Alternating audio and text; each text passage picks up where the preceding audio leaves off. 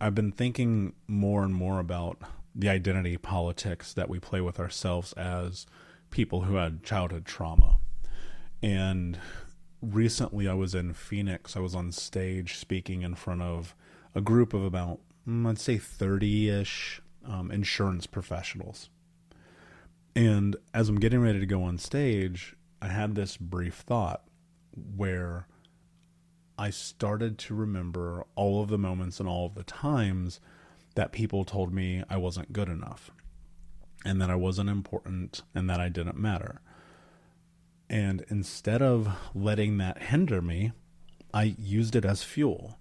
And if you've listened to this show long enough, you know that I am certainly a proponent of leveraging dark energy for fuel when necessary. And this was certainly one of those necessary moments. So I'm on stage, I'm doing my thing, and in the middle of it, I just thought to myself, this is who I have chosen to be.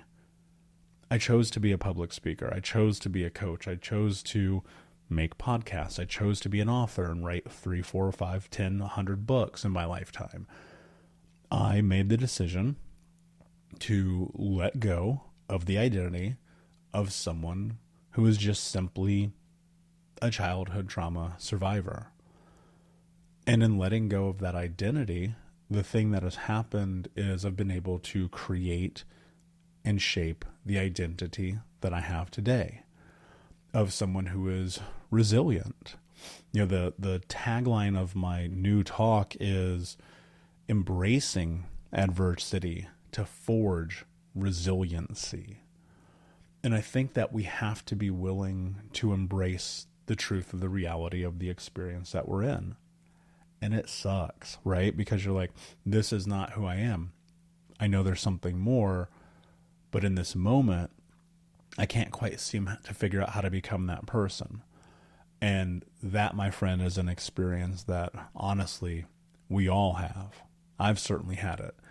And I would even argue over the last 2 years, I've been going through it again, trying to get back to the place of having a really clear and foundational understanding of where I'm at, who I am, and what I want. And I think about this in regard to everything in our life. You're only ever going to have what you want to have in your life, whatever you drive towards, whatever you push forward.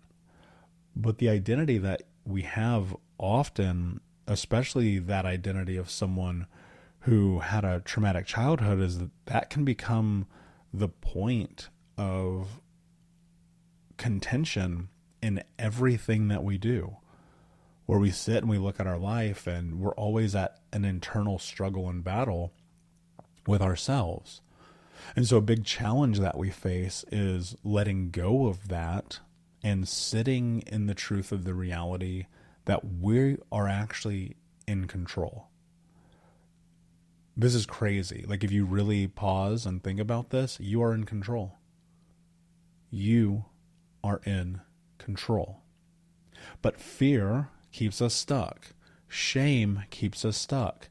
Guilt and judgment keep us stuck. We feel like, who am I to change? Don't they know about the past?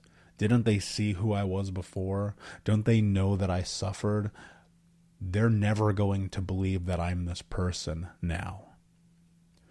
And that narrative is one that has kept me stuck over the years. And you can call that limiting beliefs. You can call that self-sabotage. I just think that's the disposition of a person who has struggled their whole life to be seen. And every time that they attempted to be seen, they were pushed down. They were muddied. They were kicked. And when you get into this new phase of life, as you're looking at what's in front of you, the question then becomes, well, if I had that experience, can I have a different experience? And this is where the identity shift starts to come into play. And I've come to find that a huge part of shifting your identity lives in this space of, one, writing down exactly who you want to be, your mission, your vision, your values. 2, getting someone to help you with it. That's why I've coached thousands of people over the last 10 years. I mean, thousands of people, tens of thousands of books sold, millions of people have listened to this podcast. And we've been able to see people's lives change, and it's absolutely incredible.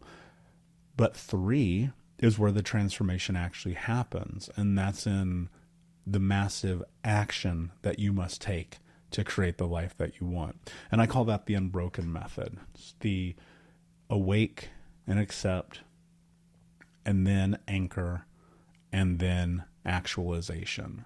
And I believe that this is possible for everyone. Like, at the end of the day, I think everyone can have this life. There's no reason that you can't. And a lot of times, the way that you get to have this life is you just have to decide today, in this moment, in this second, and in every single second in which the idea of who you are today is challenged by the person that you were, of who do I choose to be? Who do I choose to be? Because ultimately it's up to you. And it's difficult and it's hard, right? Because you're like, man, but I've been this other person for so long. Yep, you have. But you don't have to be. So, something to think about today. If you're a podcast host, listen up, this one's for you. My name is Allie Jackson. I'm the host of Finding Mr. Height, a dating and relationship podcast that I've been doing for 4 years now, sharing my positive and practical approach to dating that's built on my own life experience. And I wanted to share another experience that I've had, my secret behind monetizing my show. It's called Red Circle, and I was just telling my colleague about how much I love their platform. With Red Circle, not only am I getting a seamless hosting experience, but I also love the support I receive in ad sales. It's not just typical ad sales either. It's targeted opportunities based on my show and my life. And the platform is super simple. You just set your preferences and Red Circle matches you with sponsors that align with your show. You can vet every opportunity and their platform gives you great analytics. More recently too, my Red Circle team has brought me opportunities outside of my podcast on social media to really augment the podcast partnerships, bring them full circle. I just can't recommend them enough. If you want to give it a try, go to redcircle.com to get your free trial. That's redcircle.com for a free trial.